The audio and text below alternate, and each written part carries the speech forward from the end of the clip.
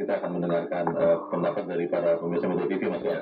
Kita saat ini sudah terhubung dengan pemirsa Metro TV di Bekasi, Jawa Barat. Ada Pak Ondo. Pak Ondo, selamat pagi. Selamat pagi Bung Wil, selamat pagi Bung Kohar. Selamat pagi Pak Ondo. Silakan Pak, pendapat Anda Pak. Iya, udah minum es teh belum? Ya, di sini dingin Pak, jadi nggak minum es pagi ini. Silakan Pak Ondo.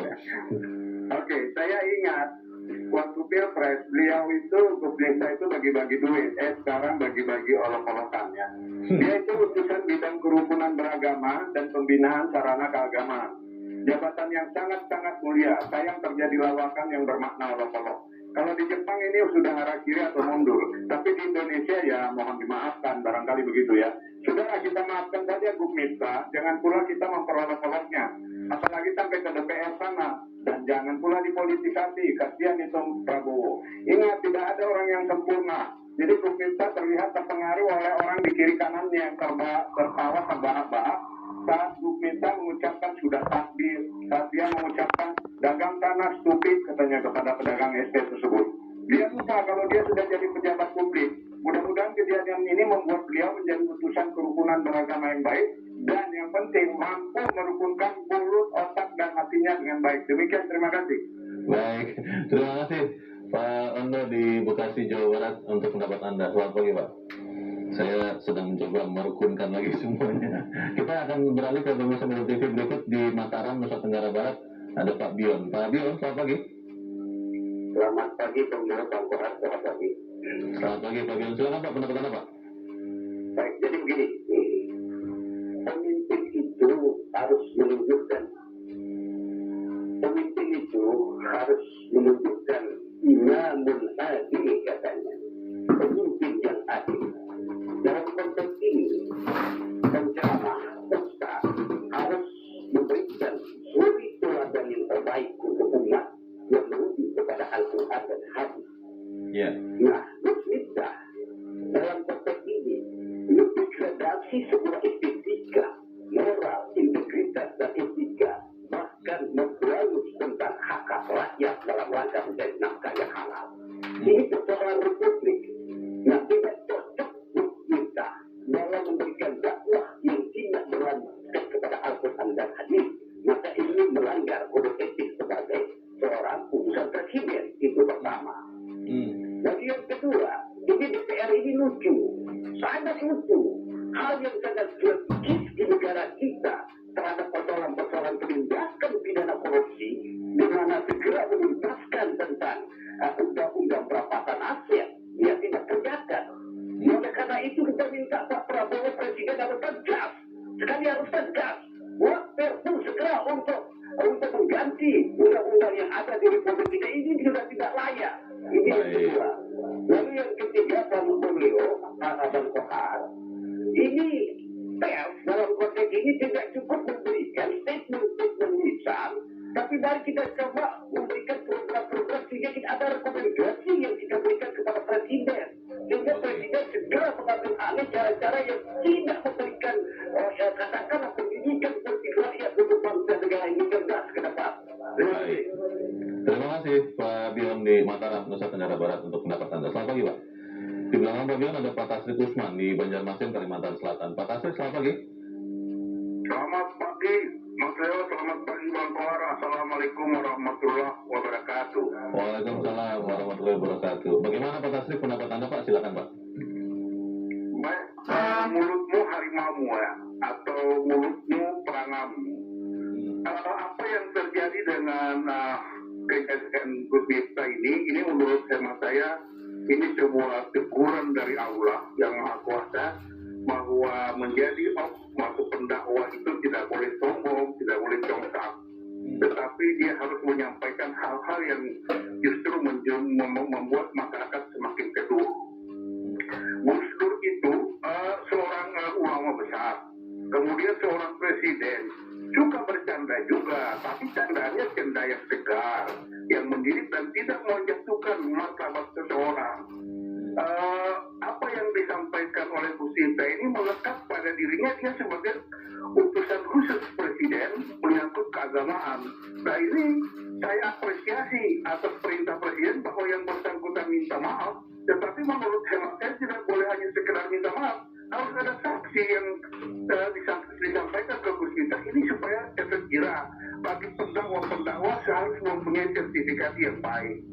Kemudian yang kedua, ini juga maksanya juga Pak Prabowo untuk mengadakan evaluasi kepada orang-orang pembantunya, jangan sampai karena ulah dan tingkah mereka itu merusak reputasi seorang presiden.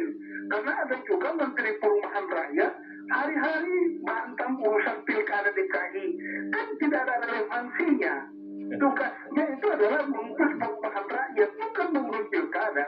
Nah, jadi saya sangat prihatin Pak Prabowo, orang-orang di dekat harus lebih mau diri supaya menjadi pembantu presiden itu yang benar-benar profesional. Terima kasih. Assalamualaikum warahmatullahi wabarakatuh. Waalaikumsalam warahmatullahi wabarakatuh. Terima kasih Pak Tasrik Usman di Banjarmasin, Kalimantan Selatan. Selamat pagi Pak. Para pemirsa kelihatannya menyoroti dengan seksama nih apa yang terjadi Mas Kohar. Iya betul. Jadi problem ini sebetulnya kelihatannya seperti sepele ya, kelihatannya. Tetapi ketika hal ini menjadi sebuah isu yang terus menggulung, maka akan ada pekerjaan tambahan dari pemerintah untuk bagaimana mensinkronisasikan kabinetnya ini. Karena itu evaluasi menjadi sangat penting. Termasuk di dalamnya adalah evaluasi bagaimana caranya memberikan pemahaman kepada semua pembantu presiden, termasuk di dalamnya adalah utusan khusus presiden, untuk menghindari hal-hal yang tidak perlu, untuk menjaga perkataan-perkataan di depan publik, untuk memahami betul tugas pokok dan fungsinya, tupoksinya. Jadi sebetulnya masyarakat kita ini kan semuanya sudah punya banyak sekali ungkapan-ungkapan klasik yang hidup dan lahir dan hidup di masyarakat, yang itu sebetulnya memberikan peringatan pada kita untuk selalu hati-hati. Di Betawi misalnya, ada pepatah klasik begini, punya mata jangan selihat-lihatnya, punya telinga jangan sedengar-dengarnya, punya mulut jangan seomong-omongnya. Jadi artinya kita harus hati-hati menggunakan mata, telinga, termasuk di dalamnya adalah menggunakan mulut. Apalagi bila dia adalah seorang yang memegang posisi yang sangat strategis. Utusan khusus presiden bidang kerukunan beragama dan sarana keagamaan itu adalah wilayah yang sangat strategis, yang justru harapannya itu adalah mempersatukan elemen-elemen masyarakat dari berbagai agama, berbagai keyakinan, itu untuk bisa serempak gitu, bersama-sama pemerintahan saat ini, untuk bersama-sama mengatasi keadaan, untuk bersama-sama membangun bangsa ini sehingga bangsa ini bisa menjadi bangsa yang maju. Baik, kita harus jeda lagi Mas Kohar, dan pemirsa tetaplah bersama kami, Editorial Media Indonesia segera kembali.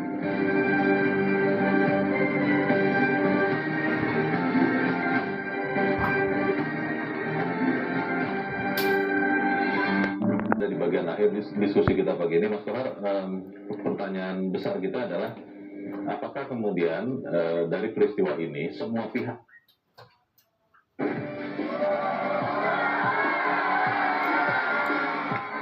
begini, dengan dipaksa oleh publik, dihukum katakanlah beginilah oleh publik tentang berbagai hal, statement, pernyataan yang potensial untuk membuat gaduh di publik, maka ya mau tidak mau dia akan mengerem, dia akan mengevaluasi diri, dia dipaksa untuk melakukan evaluasi meskipun itu tidak menyenangkan bagi dia. Meskipun tidak menyenangkan bagi kita, maka seorang pemimpin itu dia harus siap untuk menderita lahir batin. Leiden is leiden kan katanya begitu. Memimpin itu menderita. Termasuk di dalamnya ketika memimpin sebuah institusi yang terkait dengan kerukunan beragama, maka dia harus siap untuk menderita ketika pernyataannya, ucapannya, bahkan mungkin kebijakannya dikritisi oleh banyak orang. Jadi menjadi pejabat, menjadi level apapun ya, pimpinan, itu dia harus tebal kuping, dia tidak boleh tipis kuping, artinya tidak boleh marah terhadap kritik, tidak. Maka sebaik-baik, jangan baperan. Sebaik-baik respons itu adalah mengevaluasi diri. Nah itu termasuk juga dilakukan oleh institusi pemerintahan dengan melakukan evaluasi khususnya begini, terfokus pada pembenahan perilaku. Jadi pemerintahan ini bisa melakukan fokus pembenahan perilaku dulu, supaya apa? Supaya semua utusan presiden, semua pembantu presiden di kabinet ini bisa menjadi teladan setidaknya. Jadi ketika dia bisa menjadi teladan, bisa menjadi role model, maka setiap ucapannya, kebijakan apapun yang lahir dari pemerintah, maka akan lebih mudah dikomunikasikan kepada rakyat. Nah, dengan begitu, maka roda pemerintahan ini akan lebih cepat bisa dihela gitu loh. Berbagai persoalan itu bisa lebih mudah untuk diatasi ketika proses komunikasi bisa berlangsung dengan baik. Jadi menjaga perangai pemerintahan, menjaga institusi pemeruah pemerintahan, itu salah satu diantaranya yang paling penting adalah dengan menjaga mulut. Baik mulutmu, perangaimu.